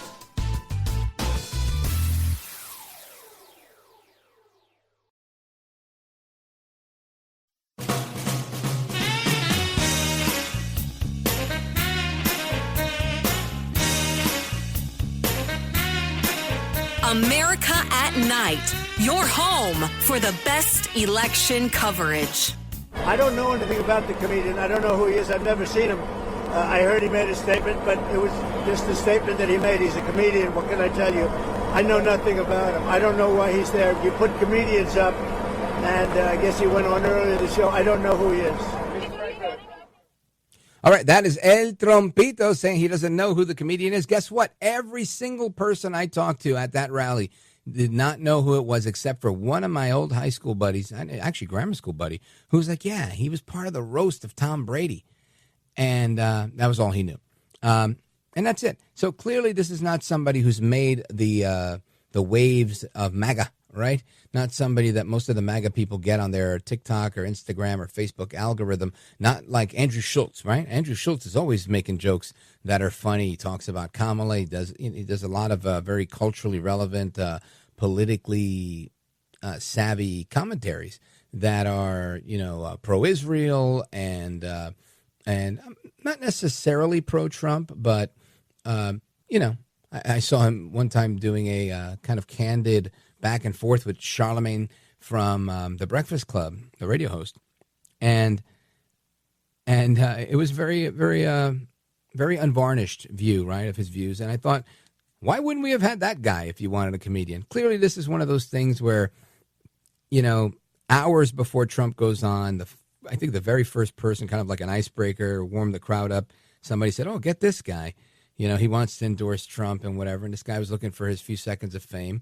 And whether he knew or didn't know, unwittingly or wittingly, knowingly or unknowingly, helped the Harris campaign by dominating headlines since Sunday. It's already Wednesday. But the tide has turned, and now the garbage is me. I am the garbage because Joe Biden said so. Anyway, let's get your thoughts on everything we're talking about tonight. 833-4-Valdez. And I want to go to D, calling from Albany.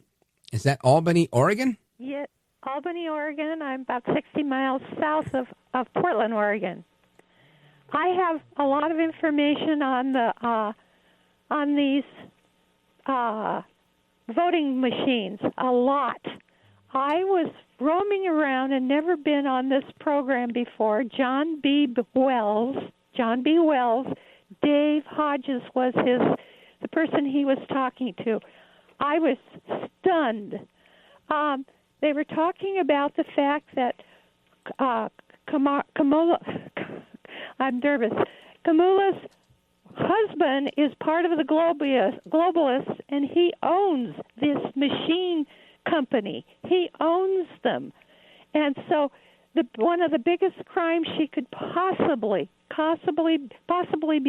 be part of is to be covering this up. This could deny her from even going on with this election, and far worse.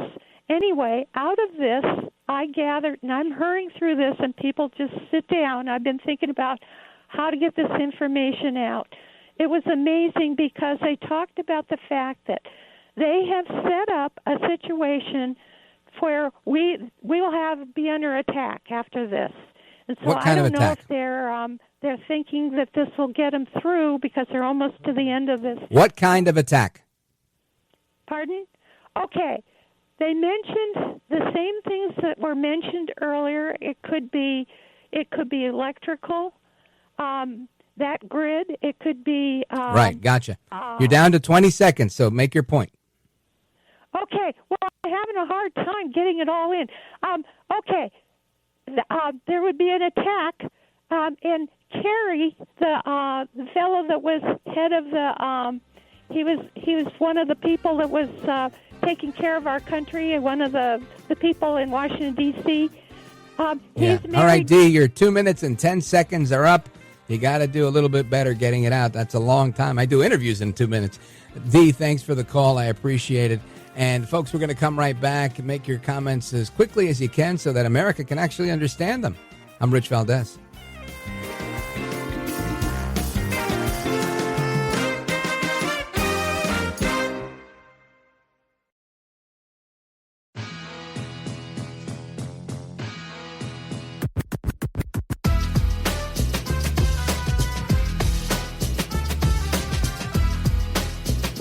Call now, 833-4-Valdez. That's 833-482-5337. 833-4-Valdez. That's Valdez with an S. I've been researching voter fraud on and off for decades, and I'm in touch with a whole network of attorneys who work on voter fraud issues. And what we have found is that some of the voter rolls in the swing states are chock full of illegal aliens and other people who should not be on the voter roll. But we know there are illegal aliens on the voting rolls because they register their address as the processing center. All these NGOs that are processing them, even before they cross the border, They're using the address of the processing center as their voter registration address. I guess they think Republicans are too stupid to notice. But we have software where we integrate the property tax records with the voting file, and so we can see where every voter actually lives. They have to live at a legal residence, and many do not, by the thousands. And all these new illegal voters are inundating the voting rolls, in especially the swing states. They are preparing for another big steal. Is it a big steal? Is it a cyber attack? Will it all go well? My hope is that it will. I want to get to your calls and more. Let's go to Robert calling us from Rapid City, South Dakota, KOTA. Robert, go for it. Good evening, Rick. Good evening. Yeah, I'm just calling about the gentleman that called earlier to ridicule you. And first of all, I think you handled it perfectly. And it's a way to handle those kind of people, kind of the way I would handle it, too. And that's just, it's one of these far left people that all they do is go to far left websites. All they do is read far left news. They listen to all the mainstream media, which is so biased to the left. And these are the type of people that I would just love, to talk to them for an hour. I've mentioned to like certain Democrat politicians, let's talk. I can talk to you for an hour. I'm very up on all of this in politics. I'm older, and I can talk about policy with any of them. And they just don't know what they're talking about because, unfortunately, half the country doesn't get the correct news. Yeah. Well, I mean, half the country doesn't want the correct news, right? I think it's a slow process. I think there's a lot of people that are hoping for people to become awakened or to open their eyes or whatever. But the reality is we're people. We're people. Some guys like brunettes, some guys like blondes, some guys like guys. And there's always going to be nuance and difference in people, the same way there is with their politics. And it doesn't matter how much I believe my way is the right way. This is why I tend to take the approach I take, because I realize people are people. And this man, nothing I say is going to help him not to be as hateful as he is, right? Not to get all Jungian on you, but there's something in his past, somewhere in his life, in his psyche, some sort of childhood wound that causes him to hold on to hate and look at life through the lens of hate. He hasn't reached the level of consciousness or life where he says, you know what, I want to look at life through the lens of love. And until you can, and again, I'm not saying we should be, pot-smoking hippies, but I am saying at some point we have to say, this is my fellow man. How do I feel about this guy? I don't like him. I think he's a jerk. But what do I want for him? I want the best for him. You don't have to do it right next to me. You don't have to be my neighbor. You don't have to be part of my family. You don't have to be one of my boys. But I don't want him. I don't wish him any ill will, right? I'm not calling for his head on a platter the way that the left does about Trump. And ultimately, that's what it comes down to. What is our worldview? How do we see the world? How are we treating people? And I fall short of that all the time. But my goal is to always be better at it. And I realize that I have to maintain that view in everything I do as best I can, right? Otherwise, we're all screwed. And we become that guy, right, where you start calling up some radio show to try and make a point. It's okay to disagree. That's what the Open Phones America's for. I want to disagree. I want to have the conversation. Like you said, we could talk for hours. I do it every day.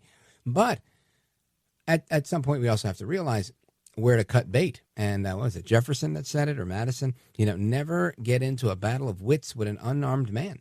If you got somebody that's angry, they're not looking to have an intellectual discussion where they're considering your position on anything. They're looking to argue. They're looking to fight. They're looking to be adversarial. These are the people you can tell them, look, the sky is blue. And they go, oh, yeah, depends. What if it's nighttime? Huh? What if it's a rainy day and it's gray? Right? They're going to find the loophole. And there are people that will agree with them. Go, yeah, well, he's got a point. What if it is a rainy day? Ultimately, if there are people that want to poke holes in anything, and if they want to, they will.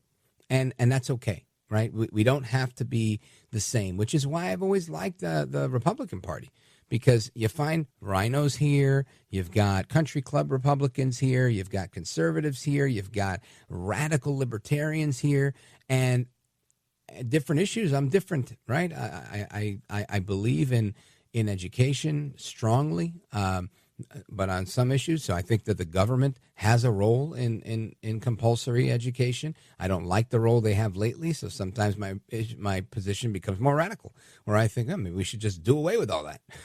and I realize you can't be that extreme on every issue. There has to be nuance. And I worked in government, so I know a little bit about that stuff. So ultimately, you can't change people's minds. But thank you for your kind words. I appreciate it. Robert in Rapid City, South Dakota, KOTA. Let's continue. Where do we go? Oh, here we go. Come here. Let's go to Jerome, Chicago, Illinois, WLS. Hello, Mr. Valdez. Good I'm evening. here in Chicago, and I've always voted Republican since 1985 when I started voting. Yeah. And I voted for Trump both times, and it's more the issue that he's running on a Republican ticket. So you mentioned a point earlier about that mishap at his rally in New York, Madison Square Garden, with that comedian. Now you mentioned that it might have been a little sabotage, and I was thinking that all week, and it makes sense. Why would a no-name comedian who's had no career in the last few years suddenly pick up an old issue from about 3 years ago? It was an issue 3 years ago about the overflowing, landfills? Landfills, and suddenly picks up on that topic. He mentions it, and New York happens to be the biggest Puerto Rican community in the United States. Yep. So it was kind of funny, and someone could have put a little money in his pocket, and there he is. He just threw that in, threw that wrench into the machine. You know what I'm saying? Yeah, So, what really comes, and I think you're right, Jerome, and I think really what did it for me was, it was a stupid joke, and I was there, but when I got out of this thing, right, I was there from, 2 o'clock in the afternoon, got out of there at, 8 or 9 o'clock at night or whatever it was, and when we got out of there, it was nighttime, and then all of a sudden, you're looking at the news, you're talking to people, and you see that Bad Bunny, the biggest, actually, he's the biggest artist. I think he was the biggest artist last year, period. He outsold Taylor Swift. He outsold Michael Jackson. He had more streams than every other artist, Bad Bunny. And the guy's from Puerto Rico. Pretty controversial in his own right. But he says that he's going to endorse Kamala Harris as a result of this. And they were already in the works because she was going to Allentown, Pennsylvania, which is the 4th largest Puerto Rican population in the United States. And I thought to myself, what are the chances of somebody doing a bunch of jokes that were about Democrats and that were about Hispanics coming across the border? So obviously not Puerto Ricans, they don't come across any border. And then throwing in, like you said, an old issue about landfills, which is still an issue, but it made headlines years ago. And why did that happen on the day that Kamala's making her big push and released? She very, very seldomly releases anything about policy. She puts out like a 10-point policy for Puerto Ricans and how she will help the island of Puerto Rico in a Harris administration. And I thought, wow, you can't get her to say anything about anything. But on this issue, she's got a whole 10-point thing, and I saw all 10 points. And I thought, man, if this doesn't reek of sabotage, right, of sabotage, I don't know what does. Now, I don't like to wear my tinfoil hat too much, but I'm also a New Yorker, and, sometimes if it walks like a duck and it talks like a duck, it's a duck, especially if it's quacking. So that's kind of where I am on this, and it doesn't really matter at this point, right? It's overcome, and it opened up the doors for Biden to say something stupid and for Trump to retaliate in epic fashion, where he showed up in a garbage truck at his Wisconsin rally a few hours ago tonight, and I thought that was epic, and that's going to motivate his base. I don't see any Puerto Ricans losing sleep over this, except for Nikki Jam, who I am a fan of. But Nikki Jam, who was offended that Trump said, "Where's Nikki? She's hot. She's hot," confusing him for a girl because his name is Nikki instead of Nick. And he rescinded his endorsement of President Trump. Again, another large Puerto Rican artist who's been around for 2 decades at least. So I think you're on to something, Jerome. Very, very good call. Big shout out to everybody listening in WLS Chicago. And folks, we're coming right back. Don't go anywhere. This is America at Night with Rich Valdez.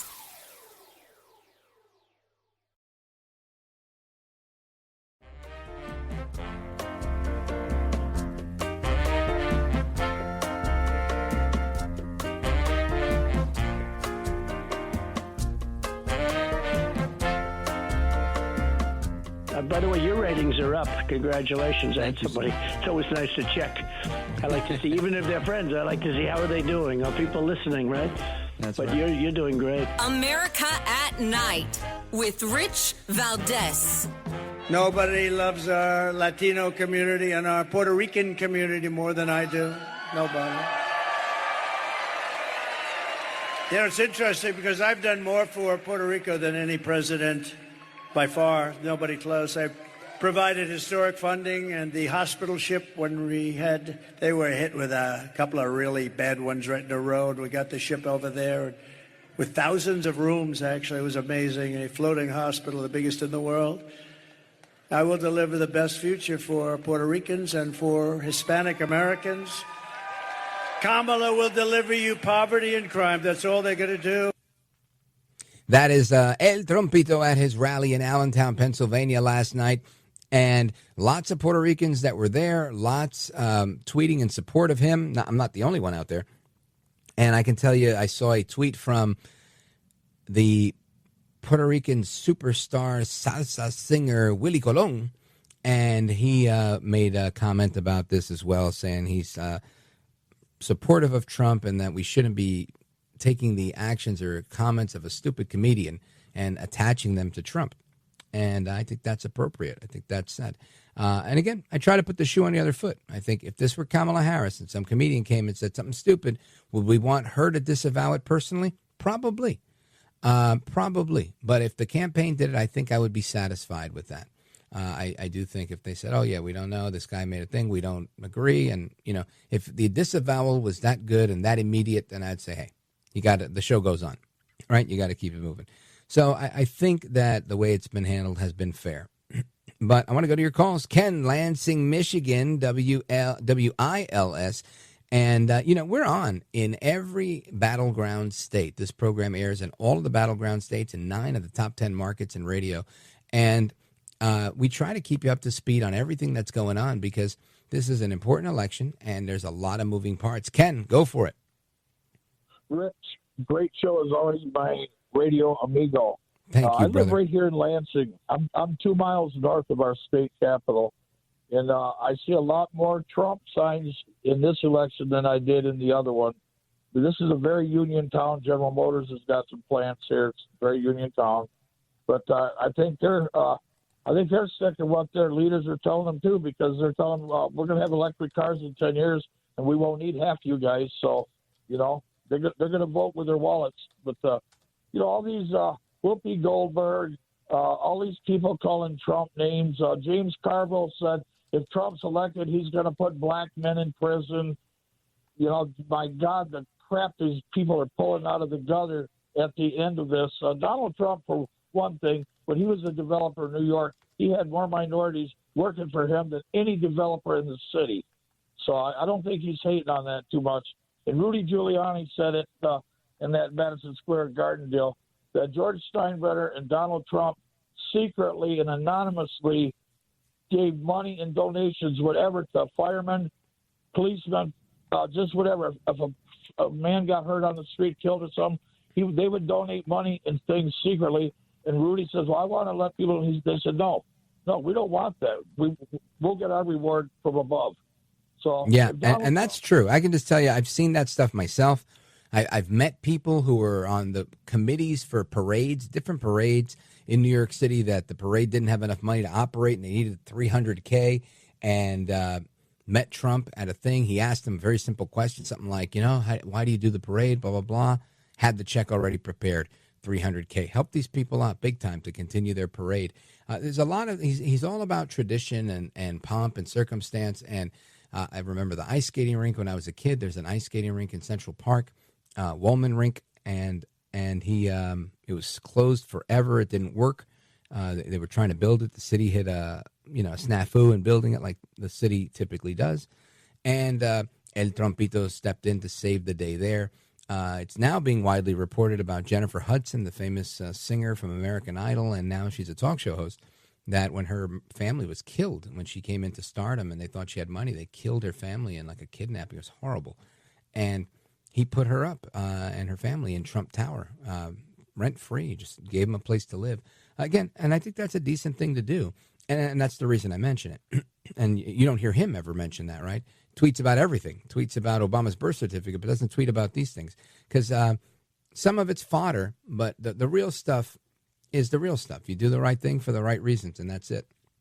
And I think at the end of the day, I always say, I think he's a good guy. Very good call. Thank you, Ken. I appreciate it. And let me see. Where do we go? Well, they're going to tell me to take a pause right here. So I will. I will take a pause right here. We're going to come right back for the speed round. Don't go anywhere. This is America at Night with Rich Valdez.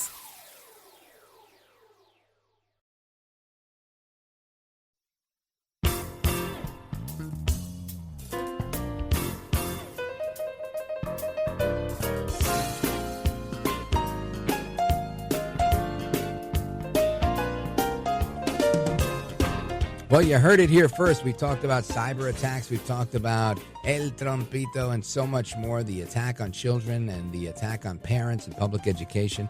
And I want to just say something. I miss hanging chads. Bring back paper ballots and those simple old voting machines. Let's go to Jason in Aurora, Illinois, WLS, very quickly. Why are we not allowed to vote in person? Why are we supposed to vote in advance in a society, especially in Chicago, where dead people are known to vote? Yeah, well, I'll tell you this. I always vote in person. I think only once I've ever voted absentee.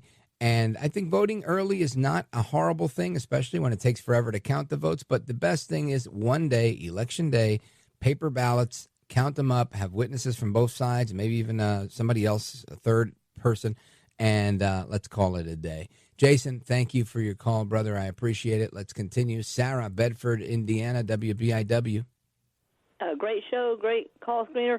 About those ballot boxes getting bombed in Washington, perhaps in the future somebody locally can talk about maybe what neighborhoods politically they are getting bombed in. Wouldn't be surprising if it were conservative neighborhoods. You know, Sarah, I saw that, the ballot box on fire.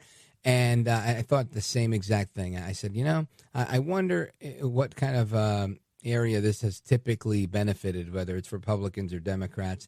I could only imagine it's probably a Trump area, just like the ones that they're finding falling off the truck in Florida and Miami-Dade County, same type of thing. Interesting times, right? I guess everybody's doing what they can to unload votes that they think are not benefiting their cause. Hopefully it doesn't have the impact because too many people are out there voting. Thank you, Sarah. And with a minute left, I want to go to John, Vero Beach, Florida, WTTB, quickly. Yes, always a pleasure, Rich. God bless you and your show. Number one, we can't trust the government to take over this, but we got to have hardened sites where we're going to vote. We got to have standby generators for power in case needed. A. B, we need to standby thousands of vote counters ready and standby to do a hand vote count. Yeah, I agree. If we don't do those two things, we're not thinking ahead. Hopefully, the places that are in charge of that are doing that, right? The places, especially places that are looking at receiving a storm. Anyway, folks, thank you for your calls. I appreciate it. Thanks for tuning in tonight. We're going to continue bringing you the best election coverage from now till next Tuesday. And then, of course, the fallout after that. So keep it locked right here. Hasta la próxima. Take care. Good night. And God bless you, America. I'm Rich Valdez.